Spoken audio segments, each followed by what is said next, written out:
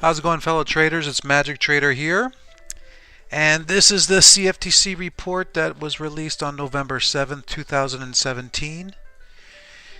And so let's start with taking a look at the positions of gold.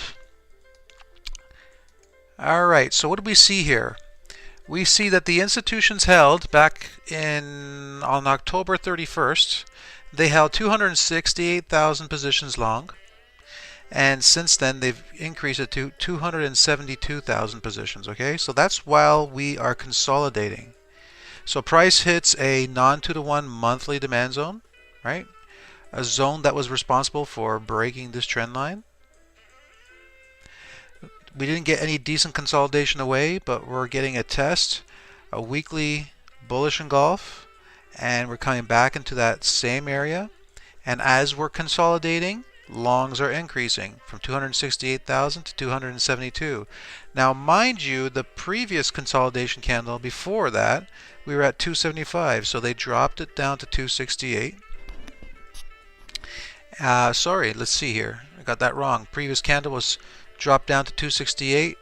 On the move downwards, longs were closed out, which would make sense, and then they reaccumulate down here, moving longs from 268,000 to 272,000.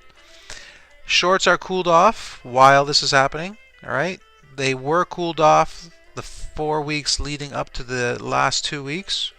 Okay, shorts were cooled off, but during this consolidation phase at a monthly demand zone, they've dropped their shorts from 84,000 to 75, and now they upped it just a bit by about 1,000 to 76,000. But as you can see by the coloration of the cells, they're blue, they're cooled off. All right, they're below the 3-month average, and over here they're slightly below the 3-month average. Bottom line is 78% of their overall exposure is geared to the long side, and their net positions is 195,000. So basically, during that one candle of consolidation on the weekly here, net positions went up. Okay, so a very strong bias to the long side. We're just waiting for some really strong demand to come in, because right now it's just too early to buy. The daily chart looks like a mess. There's really no nice setups for us to take long. So because of that, I'm sitting on the sidelines. I'm not trading gold until I see some strong demand come in on the daily chart. Oil. What do we see with oil? So look at that. So during this big rally up here, they increased longs, which is to be expected, from 734,000 to 758,000 positions long. Very aggressive. Look at these candles here. Super red, very aggressive. But take a look what's happening with shorts, right? For the first time in a few weeks, it went from slightly aggressive to a more neutral color, and now we're entering a cooled off territory. 213,000 positions, very cooled off, right? Very cooled off. And what happens during this rally up into the weekly supply?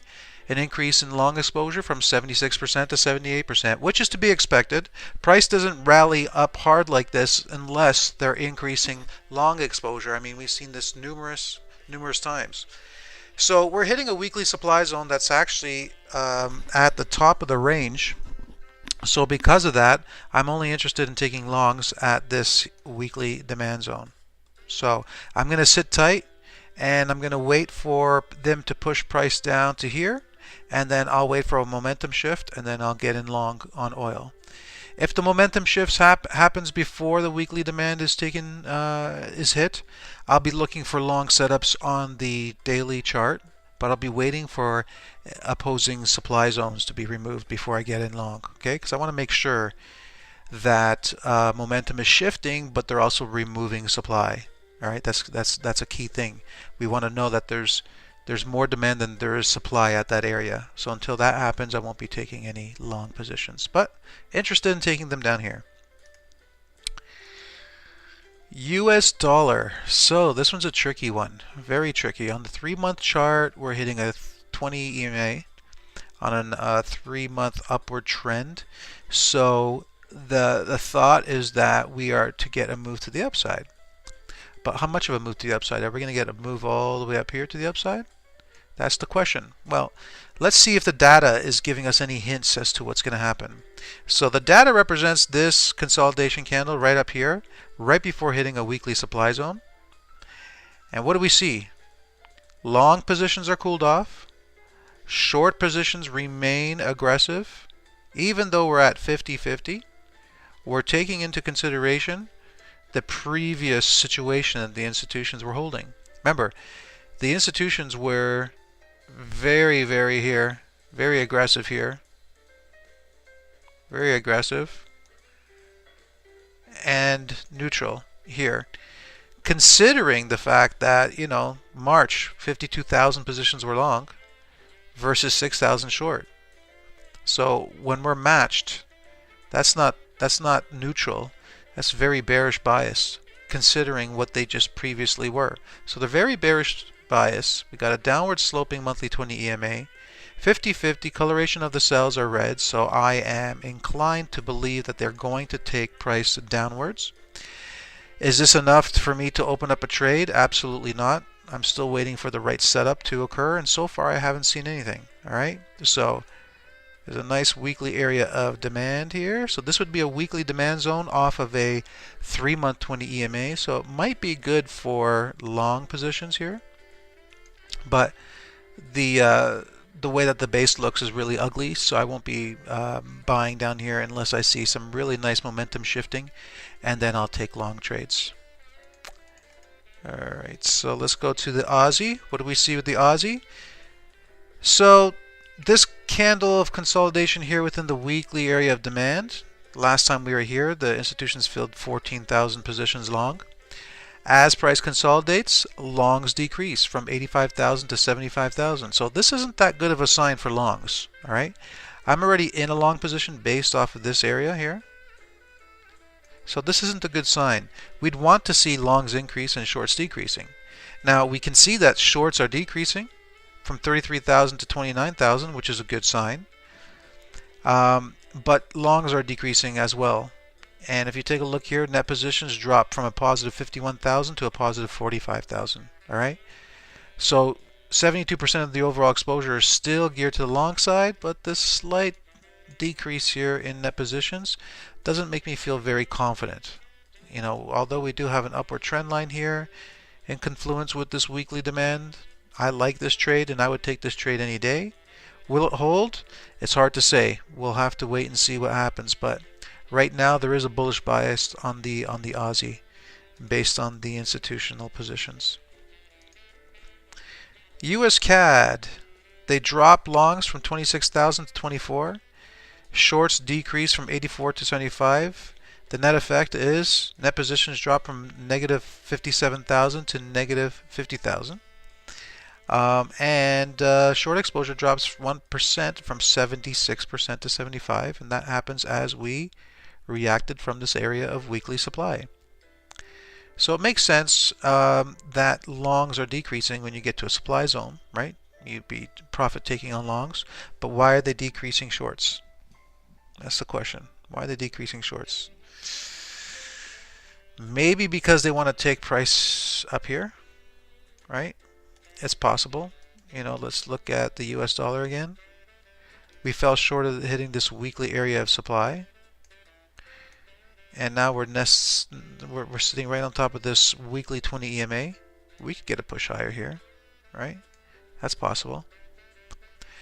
3-month 20 EMA right here. Yeah, that's possible. But it's hard to say. So all I know is that there is a bearish bias here. This one bias is very clear because 75% of their overall exposure is geared to the short side and the cells are red. But no positions for me to take. I'll take positions up here if price gets up there. But right now we're like right in the middle of zone, so taking trades would be very risky. US Swiss franc. Longs are aggressive. In fact, over the last week they increased from 41,000 to 44,000. And they dropped shorts. Shorts are still somewhat a little bit aggressive, but nothing like the longs, right? We're reacting from a monthly area of supply. And so we're getting a little bit of a move to the downside. So we're consolidating, longs increase, shorts decrease. So it's kind of interesting. That could still be the longs from used to get price to push up, right? What we're seeing here. Probably next week what we'll see is a decrease in long positions from 44,000 down to something, maybe 42 or something. And shorts are not increasing, so it might be too early. We since had 2 other candles of consolidation, so it might be a little bit more clear on the next report as to what it is that the institutions are doing. What I can tell you is 70% of their overall exposure is geared to the long side, and there was an increase in net positions from 20,000 to 25,000, so that kind of supports the idea of the US dollar climbing higher, doesn't it? Euro. So Euro's getting stronger. They used to have 173,000 positions to the long side. They added to about 181. And they dropped their shorts from 101,000 to 95,000. Long exposure jumps 2 points from 63,000 to 65. And net positions climb from 72,000 to the positive side to positive 85,000. This is as we consolidated right here at the 20 EMA. So just like the US dollar, the euro is actually reacting to a downward sloping 3-month 20 EMA on a 3-month downtrend. So that's that reaction that we're getting here.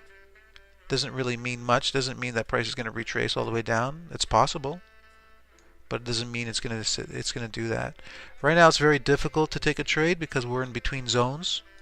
So it's like being in the middle of the water and wondering what direction a boat is going to sail in when the winds are blowing all over the place. So I'm not taking any trades on this. I'm waiting for some clear setups. Alright, but the institutions are long biased. Pound US dollar. Longs drop from 65,000 long to 50,000 long. And in the process, shorts decline as well from 64 to 59. Net effect is long exposure drops from 50 to 46, meaning short exposure increases 4% to 54%. And net positions go into the negative, negative 9,000. So that happens as we consolidated here. Hard to say what's going to happen here. Slight bullish bias considering what the positions were. But you know, I have orders to go long here at this weekly area of demand. So wait and see. It's kind of in limbo right now, so I'm not taking any trades as of yet. US dollar, Japanese yen, very tricky. We're reacting to a weekly supply zone, so we're expecting a drop in price. But then we got the weekly bullish engulfing here, which could cause a reaction to the upside. Bottom line is they're long biased, and they increased from 173,000 to 182,000. And they did nothing with their shorts. Slightly aggressive, but they did nothing. Net effect is they increased long exposure by 1% to 77% total. And net positions increased from a positive 118,000 to a positive 127,000. Again, this is a very tricky chart.